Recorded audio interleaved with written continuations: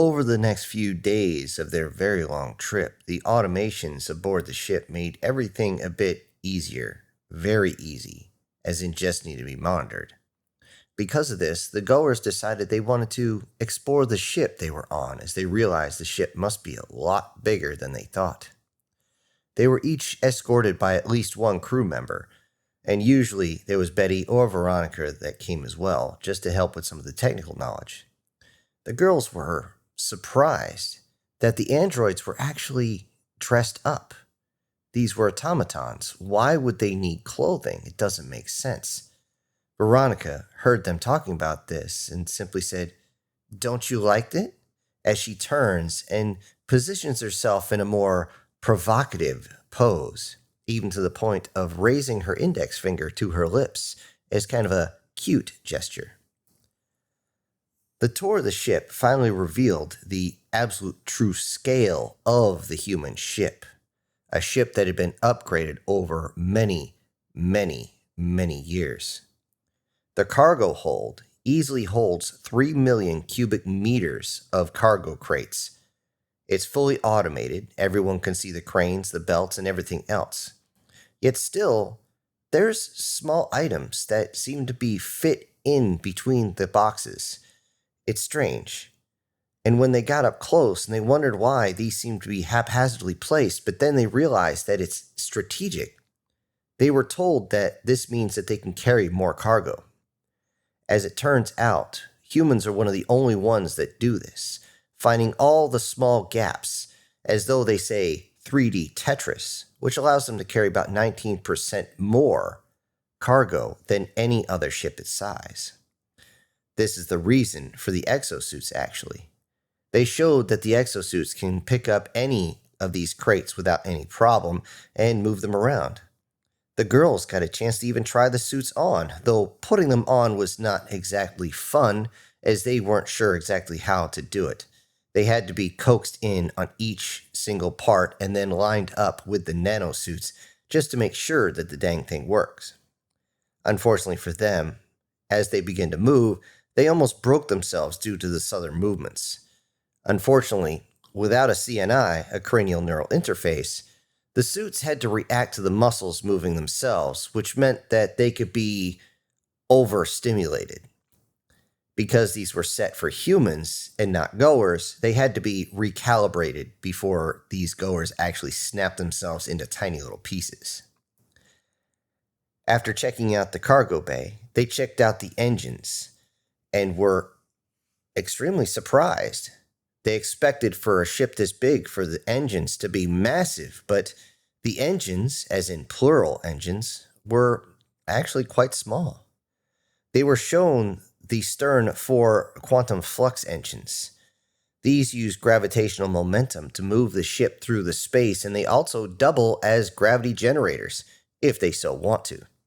In actuality, every single deck has a gravity generator built in, just to be sure. However they wanted to, they could actually turn those off and make it so everybody is facing a completely different direction. To that end, they found out that there's actually many more engines around. These small engines are all the way around the exterior of the ship, allowing for maximum maneuverability. No need for tugs or anything like that. They simply move like a tug. Even for a ship that's so large, they started to think that it's going to double as its own space station. The girls themselves didn't spend much time on the bridge. However, their mother Bitchin did. She was intrigued at how this ship functions, as it's so much different than their own. As she looked close, she found something that truly surprised her: the redundancy. Not just one, but triple redundancy on every single system. She looked over at the captain and asked why. This is just extremely over-engineered. That's extra pieces you don't need. Why would you? This is a cargo vessel. You would use that space for something else, wouldn't you? The captain, sitting in his command couch, simply looked up and said, "Without the redundancy, you travel through the void on pretty much faith alone, just praying that one thing doesn't break. Triple redundancy allows us to assure repairs are not hasty, as hasty repairs will eventually fail, especially when you need them most. Not that I would know anything about that. As though on cue, a problem with the water filtration/coolant system came on, and it switched immediately to the first redundancy backup. A quick check via video saw the problem, and without hesitation, the captain reached over, grabbed his tools, and rushed to the container bank. Bitchin' follows as she didn't know exactly what was going on. She had a rough idea that there was some sort of leak, but she wanted to see everything happen. When they got there, she received another surprise. Small insect-shaped robots, about half the size of a human torso, were already on the job, repairing everything extremely quick. It only took a little bit of work by the captain to get everything complete, the seal replaced, and then they did a pressure test. And without hesitation, turned the primary system back on. She watched it activate and was amazed. They did this quick, but they did it so well. She looked it over and realized that this looks almost exactly like brand new. She looked over at the captain, but he was already heading back to the bridge to put his tools away. All this happened just in the morning. At lunch, the captain reminded Ava of her primary mission for the day, as once again the goers were at the table with hardly anything on, if anything at all. Ava, trying to grin and look cute, said, "Well, I don't see anything wrong with it. They're not hurting anyone." Yet the glare from the captain could have dropped her easily at 300 meters. A glare that not only put a chill down her spine, but changed the tempo of the room extensively.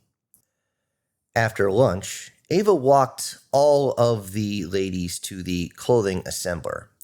It's what they call a specific molecular assembler designed specifically for clothing the crew. One by one, each of these ladies needs to stand in the assessment area. They were surprised at this. They thought the tube would come down or something as they see the circle on the ground, but no, it turns out it's simply a full body scanner. A couple scanners come to the side and it simply rotates around a few times, very quick. However, each of them are told to move around a little bit to get the full results. They were almost dancing at some point, and Ava giggles because she knows in the back of her mind they don't really need to, but it's funny to watch them flop around like that. The long process of finding material, though, that is what takes a long, long time. They need to find something that does not irritate, toxify, or in any case put them in danger, as the skin of the goer is much different than humans. To absolutely no one's shock, the 3 different materials that the goers seem to enjoy so much that is not a problem with their bodies was satin, nylon, and of course, silk. There's then another long process of finding a design that they're comfortable with. In goer culture, covering the body is actually a sign of weakness. The more that's exposed, the more they seem to be powerful. It's common for the young ones to be draped in some sort of strange tunic, but by the time they get to any type of position, they don't wear much. It's noted that all the royal members wear simply a crown and perhaps a simple colored shawl that might as well be just a braided rope that goes across the chest down towards the waist. This color shows their status. It's been noted for them that if they cover up, then they must have something to hide. So to expose themselves completely is a sign of trust between them and those they rule over. In order to cover all the bases, it's clear that they must start by showing undergarments. When asked what these were, Ava had to explain that she doesn't wear them as she wears additional garments, yet it would be a good idea to start there. This conversation arrived as she had to show them how to use the body scanner, so she went through it the first time, even moving around by doing a couple jumping jacks and things, bouncing up and down, and noticing that the girls were staring at things moving. However, when she stripped down, this was one of the many questions, as they didn't see any type of undergarments. Ava had to explain that her outer covering more or less doubled. She showed that the material was fairly thick, stretchy, but also quite tight. She said this is usually used when exercising as well, as it maneuvers. However, they're not going to be used to this type material. The girls reached up and grabbed the garments off the ground and started to feel it, and they felt that it was, at least to them, a bit rough, even though to human skin this was quite smooth. This was only one of two very interesting conversations, as the goers were surprised due to the hair or fur in Ava's case, or in their case, lack thereof. She had plenty on her head, of course. However, they had always heard how humans were quite furry, like partially furry skinned animals. It was strange. Things didn't translate exactly the way they were, but they looked over and asked her why she doesn't have any, and she simply stated, "Oh, I had it taken off." They all looked and wondered, "Did you want to be like us?" She looked them up and down and said, "Sort of." When the conversation started to go into specific parts, thankfully, that's when Ava and Bitchin realized that they needed to push the conversation somewhere else or end the conversation entirely. When not in conversation, the room actually turned into a lingerie show. Each of the girls trying on different styles, different colors, different materials, almost always returning to either satin or silk, as that seemed to be the most comfortable for their very, very sensitive skin. Ava's extensive knowledge of fashion aided them in choosing what type of colors and what type of material worked the best, especially when it came to the skin tone. What style complemented their bodies, body shapes, and such? Which ones aided to the aspects beyond the visual? All four of them arrived slightly late for the evening meal. Each of the goers were now dressed in sparse lingerie that was, well, sparse is the right word. The girls insisted on a type of silk camisole that was practically sheer, yet it was, in fact, clothing.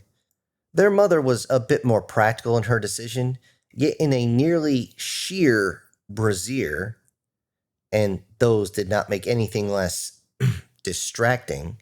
At least for the girls' sake, they are wearing footwear, although one would look at them and consider them not much more than hospital booties, but it will keep their feet from getting cold on those steel decks.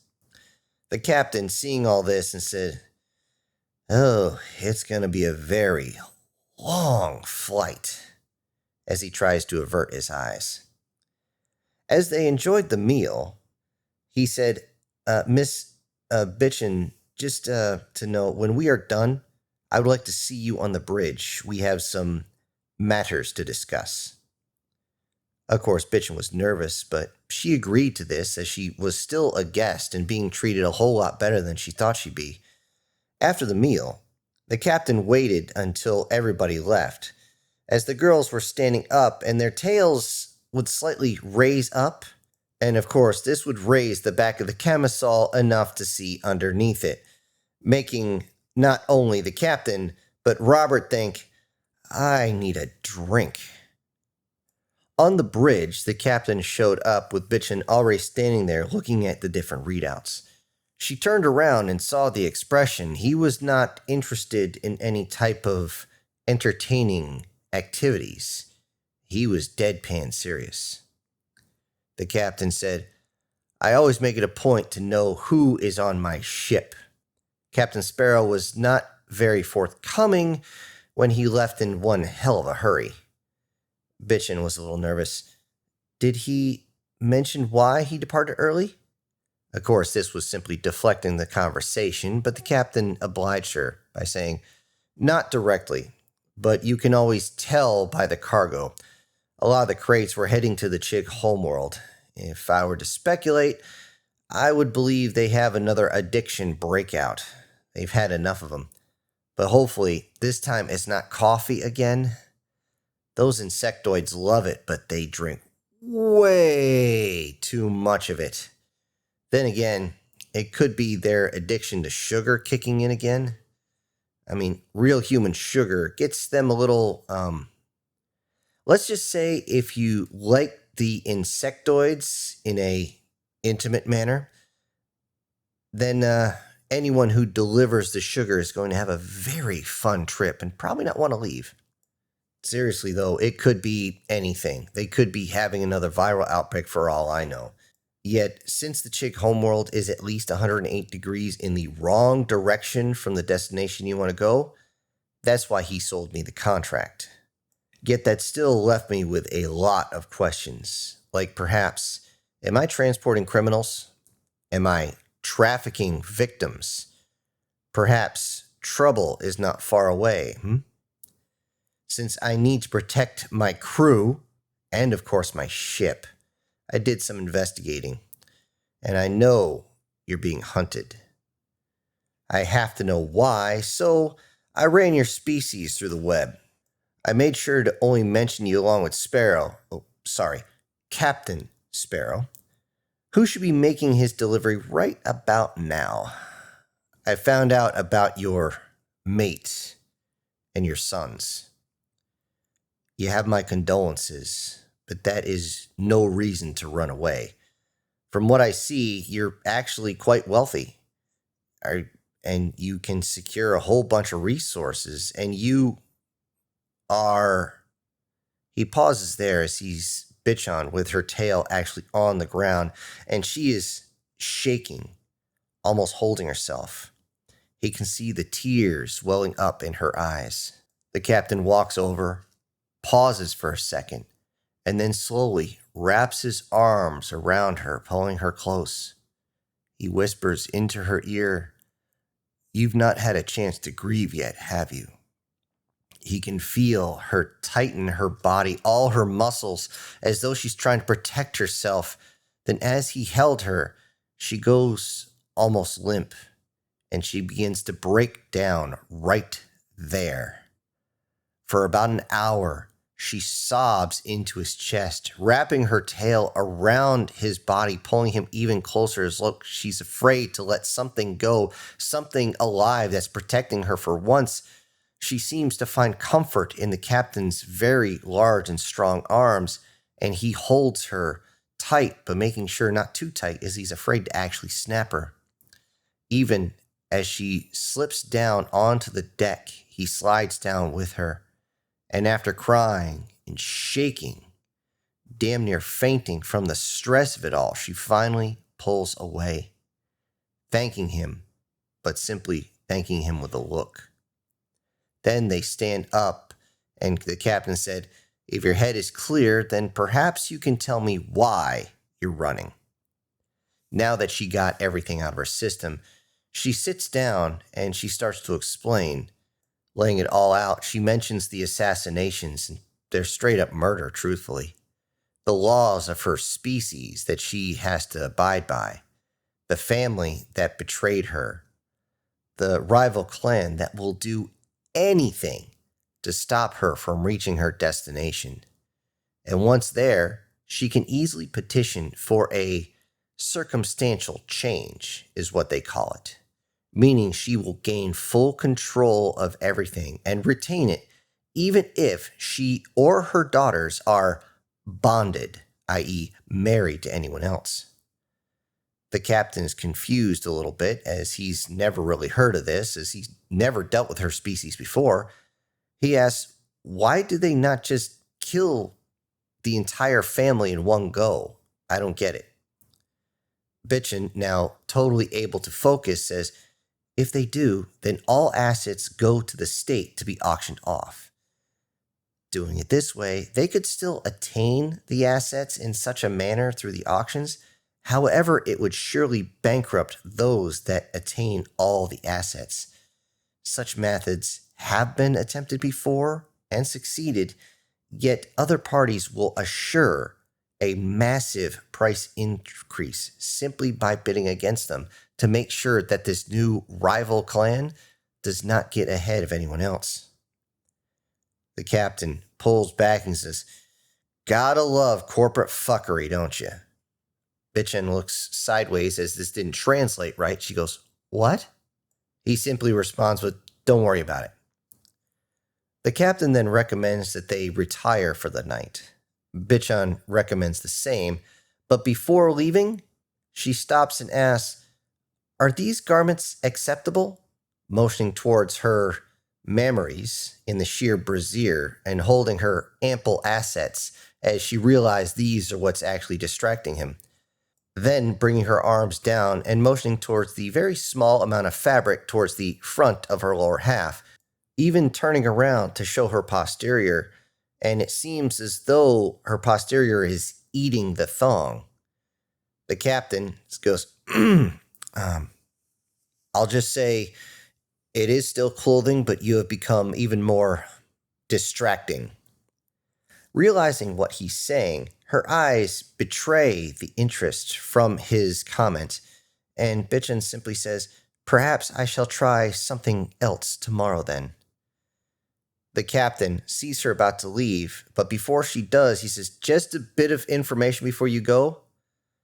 The less you wear when you're asleep is better." Bitchin pauses because she's confused. She's never actually had much clothing, so she's never heard of this. The captain continues by saying, "It's about the constriction of the clothing. Since you're not used to them, I figured you would need some advice. It allows for blood flow. The less you wear, plus if you sweat when you or perspire when you sleep, it helps with that. Just trust me."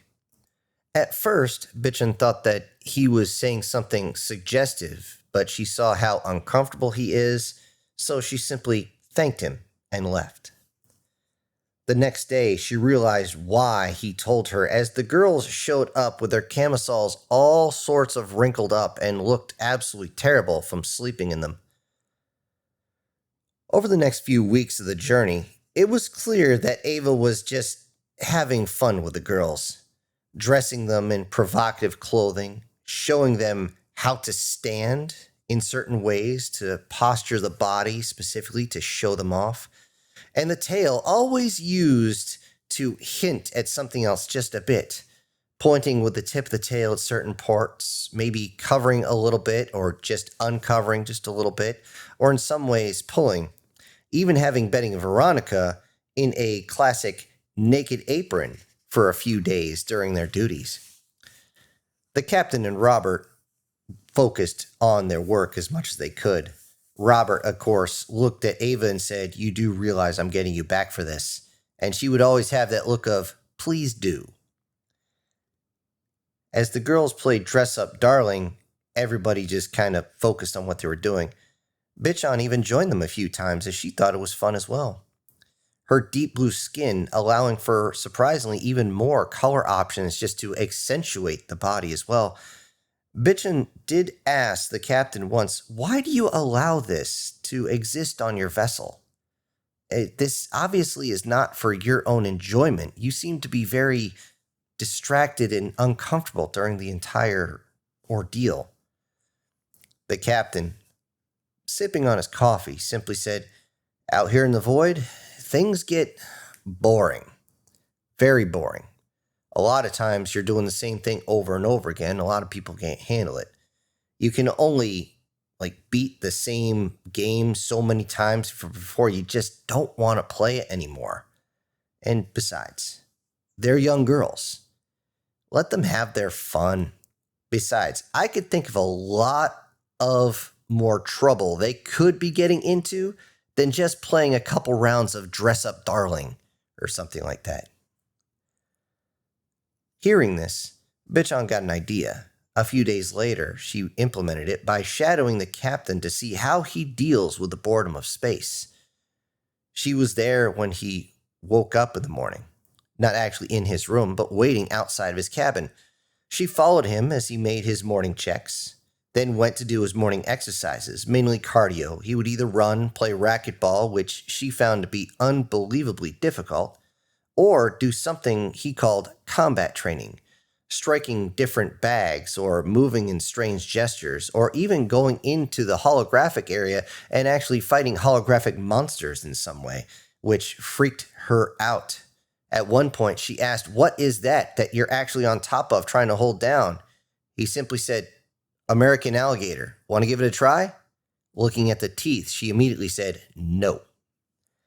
After morning exercises, of course, he went to shower, but in that case, he actually told her, "No, you have your own, out." After which, they went to breakfast. Then he went back, checked the status of all the equipment, and once he was done, it was more exercising. This time, moving heavy weights, very heavy weights.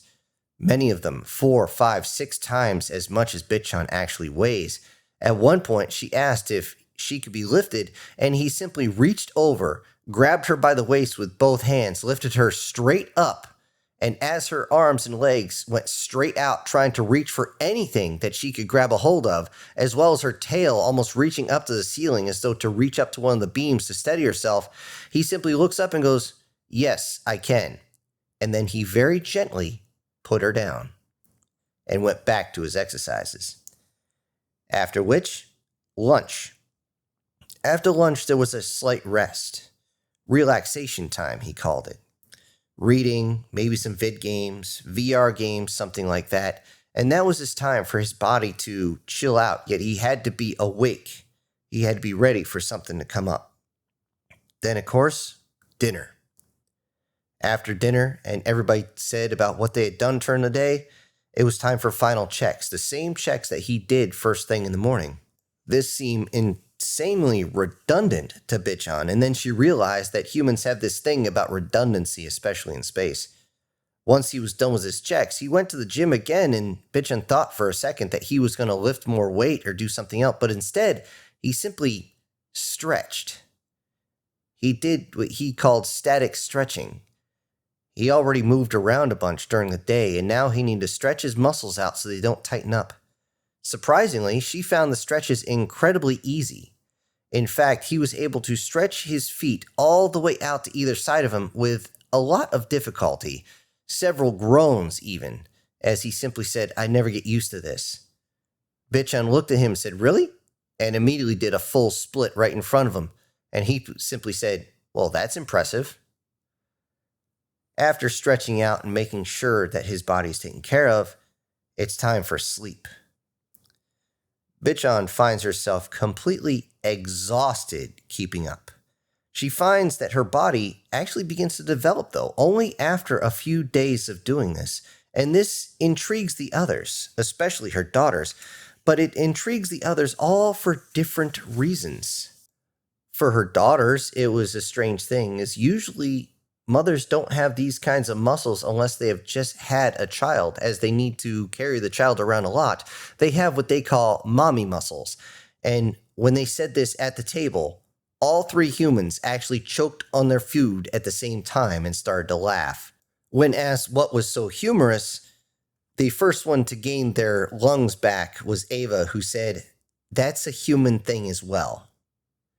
Then, of course, the girls looked at their mother and said, "Wait, are you pregnant?" Of course, she glared at him and said, "Of course not." When Ava saw how Bitchan's body had been actually changing, she simply said, "Oh, this opens up so many more avenues for clothes. Oh, this is going to be good."